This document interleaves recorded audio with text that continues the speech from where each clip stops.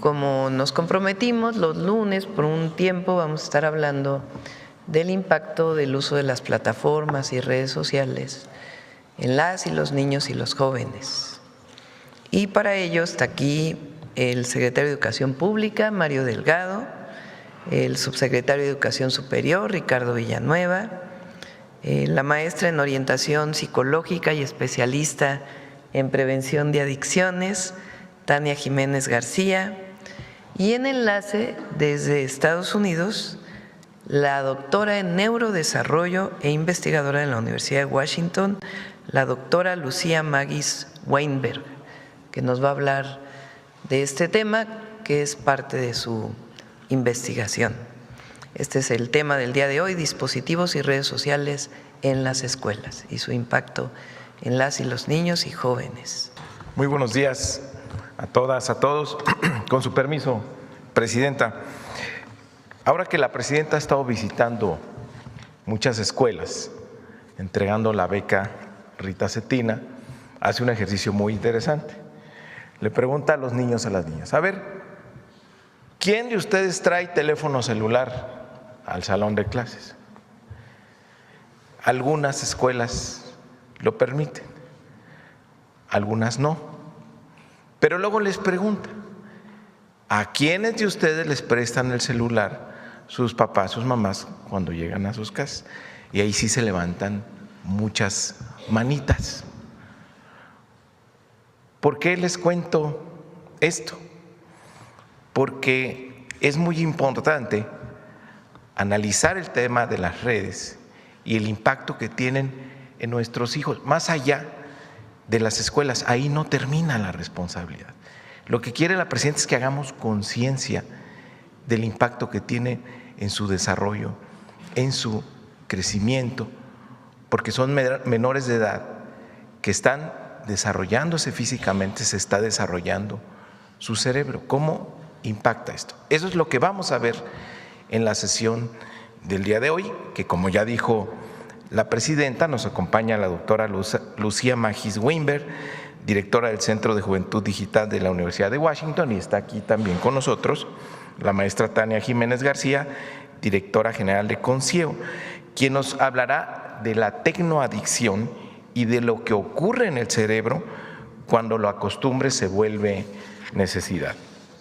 Durante mucho tiempo consideramos a los dispositivos digitales como herramientas que estaban ahí para ser utilizadas por nosotros, totalmente pasivos. Pero hoy, con los tiempos de la inteligencia artificial, nuestra relación es bastante más compleja. Mientras aprendemos a utilizarlos, los dispositivos aprenden de nosotros e intervienen en nuestros hábitos, capturan nuestra atención, modifican nuestras rutinas, conductas y comienzan a ocupar espacios que destinábamos a otras actividades.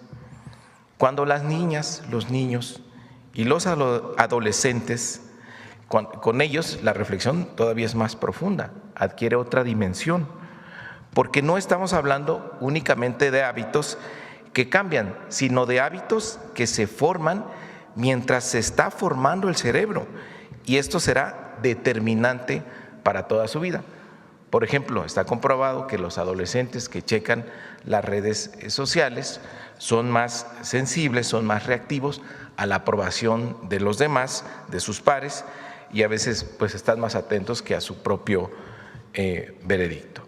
Porque cuando ponemos una tecnología en las manos de un adolescente, esa tecnología entra también en una etapa decisiva de su desarrollo. Por eso es fundamental que esta conversación avance acompañada de evidencia científica y que lo sepan también los papás, las mamás y los maestros. Antes de preguntarnos qué hacer frente a las pantallas, conviene entender qué ocurre detrás de ellas y sobre todo qué ocurre dentro de nosotros mientras esa luz nos alumbra la cara y a veces nos deja el pensamiento a oscuras.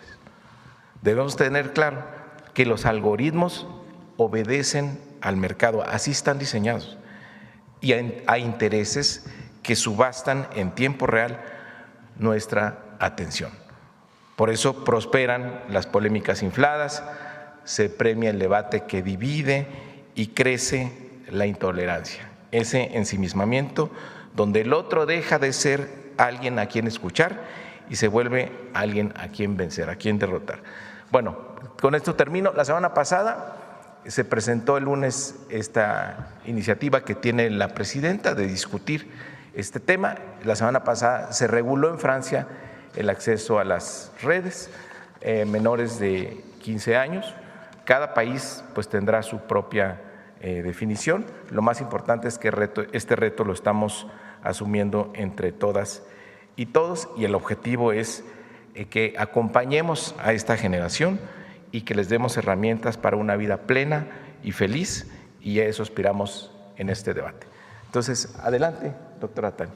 Con permiso, presidente. Mucho gusto.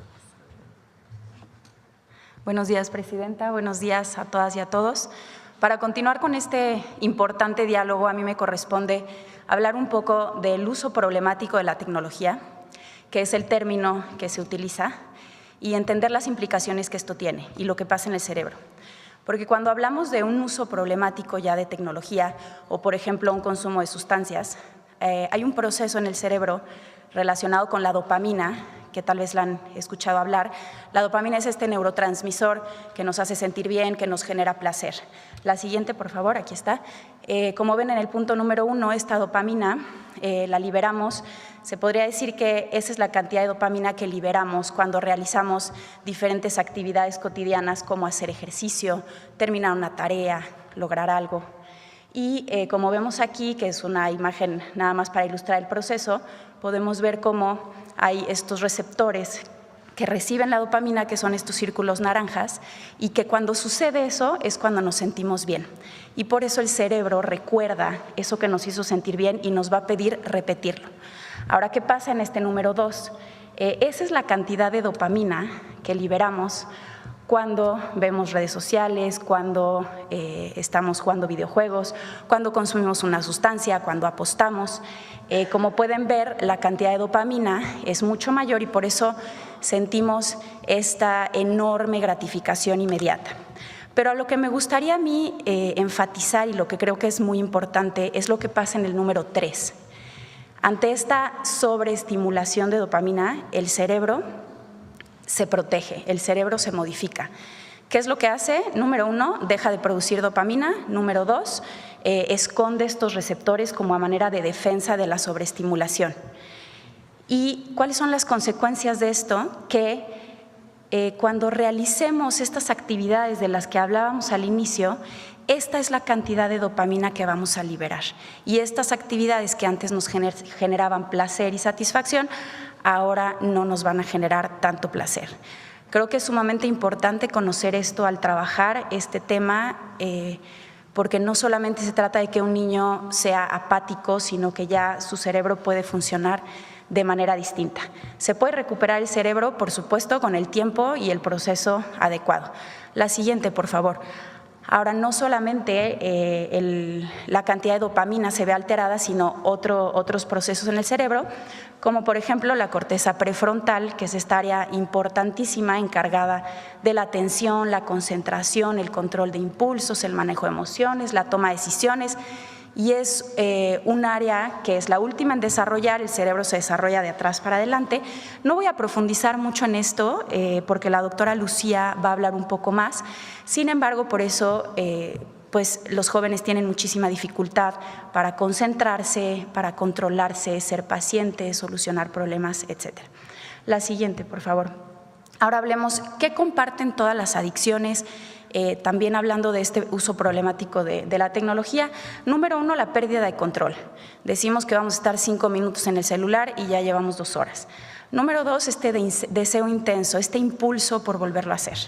Número 3, seguir utilizándolo aunque nos genere consecuencias negativas como conflictos familiares, bajo rendimiento escolar, problemas laborales, temas de salud, etc. Número 4, tolerancia, el necesitar cada vez más para sentir los mismos efectos. En el tema de la tecnología se puede ver un poco más sutil que en el tema, por ejemplo, de consumo de sustancias, pero de igual manera podemos ver que antes podíamos estar en redes sociales media hora y ahora necesitamos más tiempo. Y la parte de la abstinencia, que es este malestar que nos genera cuando no la utilizamos, cuando no la consumimos, y que en el tema de la tecnología se puede ver como irritabilidad, ansiedad, enojo al intentar establecer límites. La siguiente, por favor. Ahora, ¿cuál es la buena noticia? La neuroplasticidad, que es esta capacidad del cerebro para adaptarse, modificarse. ¿Y qué es lo que podemos hacer? Aquí la Clínica Ristar, que es un centro especializado en el tema de tecnología aquí en la Ciudad de México, ¿qué es lo que recomienda? Dice que de 0 a 6 años el cerebro tarda de un día a una semana en reorganizarse. ¿Qué es lo que podemos hacer? Obviamente hablando de un uso por entretenimiento, no estamos hablando aquí de un uso para fines educativos, ¿no? ¿Qué es lo que hay que hacer? Quitar el dispositivo y obviamente enseñar otro tipo de entretenimiento, ofrecer entretenimiento saludable. Lo importante es con qué vamos a reemplazar todas esas horas de uso. De 6 a 12 años, exactamente lo mismo, pero el cerebro tarda en reorganizarse aproximadamente un mes. Y después de los 13 años no quitamos el dispositivo, hay una disminución gradual y si se necesita un acompañamiento terapéutico porque han habido casos que presentan conductas de riesgo como por ejemplo autolesión al quitar estos dispositivos. Es importante mencionar cuando hablamos de estos términos como uso problemático o como adicción que solamente un especialista puede diagnosticarte eso y no por tener un síntoma ya vas a tener ese diagnóstico, ¿no? La siguiente, por favor. Aquí vemos una campaña que dice algunas soluciones se convierten en problemas. Sabemos que el dar un dispositivo a nuestros hijos es una manera de solucionar o de hacer más fácil nuestras rutinas, sin embargo estamos viendo que estos problemas pues van más allá de lo que nos habíamos imaginado y por eso pues la importancia de encontrar otro tipo de soluciones en familia, con redes de apoyo, en comunidad, con las escuelas, con el gobierno, etcétera, para poder encontrar una manera distinta. La siguiente, por favor. Aquí pueden ver que las nuevas generaciones perderán 20 años de su vida en redes sociales, haciendo el cálculo de el tiempo que ocupan en ellas. Estas son campañas que estamos desarrollando entre Concieo, que es esta organización que se dedica a la prevención de adicciones, y JIC, que es una empresa global de marketing, para hacer un llamado a la acción. Presidenta, ponemos esta propuesta en consideración para desarrollarlas y seguir aportando a estos esfuerzos de información y concientización. Muchísimas gracias. Buen día.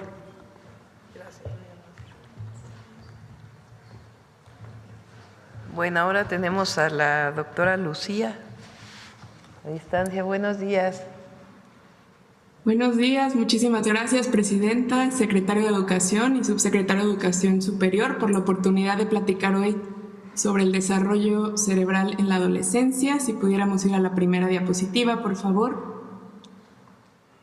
La adolescencia es una etapa clave del desarrollo entre los 10 y los 25 años, en la cual hay una profunda remodelación, como comentaba ya la maestra Tania, del cerebro. Y algo muy importante recordar es que distintas fases del cerebro maduran a distintas edades. Entonces, como vemos en esta gráfica, hay un desfase de maduración entre sistemas clave del cerebro. Hoy me voy a enfocar en dos que podemos ver, por favor, en la siguiente diapositiva. A mí me gusta pensar en el cerebro adolescente como si fuera un auto, ¿no? Entonces, en un auto tenemos un acelerador, en este caso es el sistema límbico de las recompensas, estas partes del cerebro que se encargan de todos los procesos socioemocionales, de las emociones, de la información social, en donde, como comentaba la maestra Tania, se libera la dopamina. Estas regiones del cerebro maduran a los 15 años, más o menos.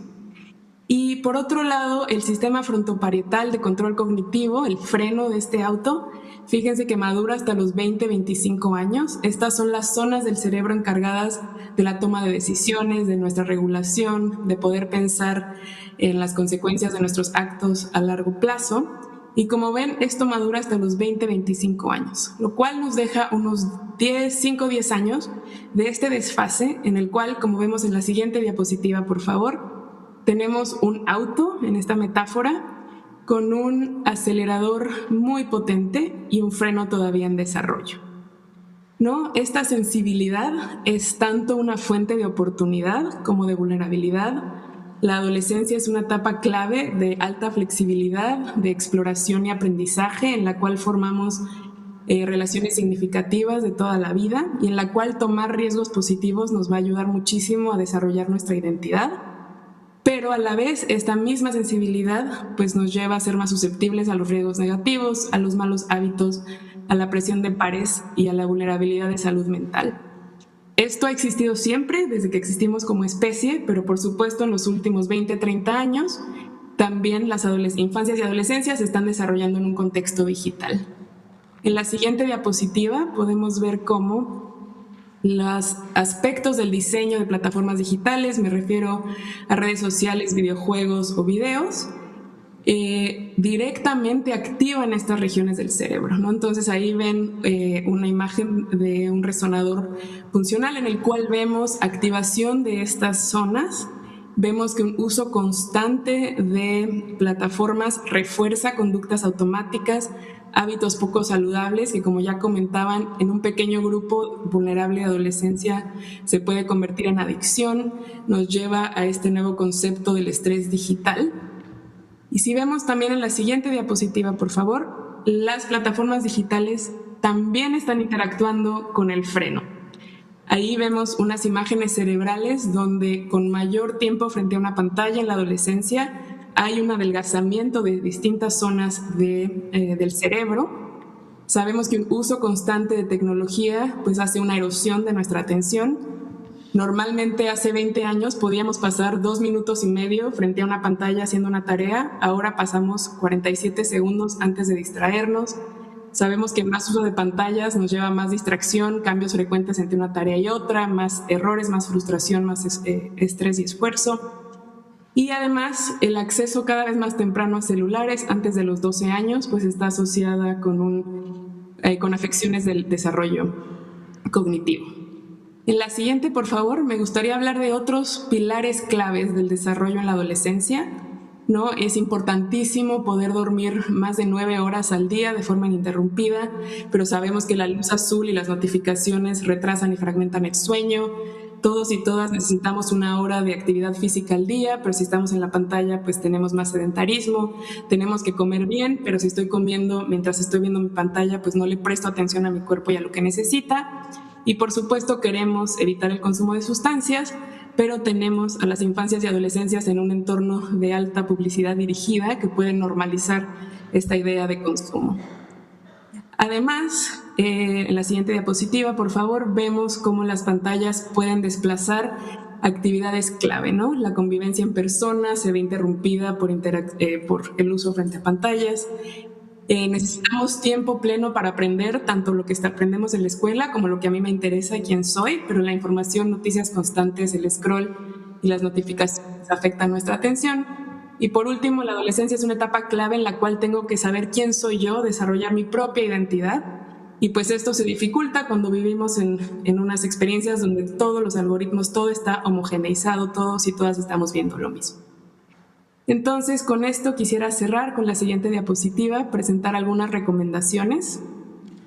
La adolescencia es una etapa clave, pero no van a crecer solas, necesitan guía y acompañamiento a nivel familiar, acompañamiento y no solo restricción, establecer límites y espacios de desconexión, modelar hábitos saludables en casa, que desde la escuela se pueda impulsar la convivencia y el aprendizaje presencial, promover la cultura digital saludable, la formación en ciudadanía digital, formar criterio, fortalecer a los docentes como guías y, por supuesto, a nivel de política pública y de plataformas, poder fomentar la convivencia y el aprendizaje presencial, asegurarnos de tener plataformas seguras y adecuadas para la edad y regular para proteger y educar. Muchísimas gracias por su atención. Muchas gracias. Bueno, como ven, de dos expertas en estos temas, hablan pues de los impactos cerebrales del uso excesivo de las redes sociales, de la plataforma, de los celulares, y por eso la preocupación y la ocupación del gobierno y de la sociedad. Por eso estamos llamando a madres y padres de familia a tener esta información. Nosotros estamos consolidando esta información de tal manera que esté disponible para madres y padres de familia y que entre todas y todos tomemos una serie de decisiones para proteger a niñas, niños y adolescentes en esta etapa formativa de su vida, en donde el uso excesivo de las redes sociales, del teléfono celular, pues puede tener implicaciones para el resto de su vida. Y si son todos los niños y todos los adolescentes, pues son implicaciones en general para el desarrollo del país. Entonces, por eso la importancia de esta discusión.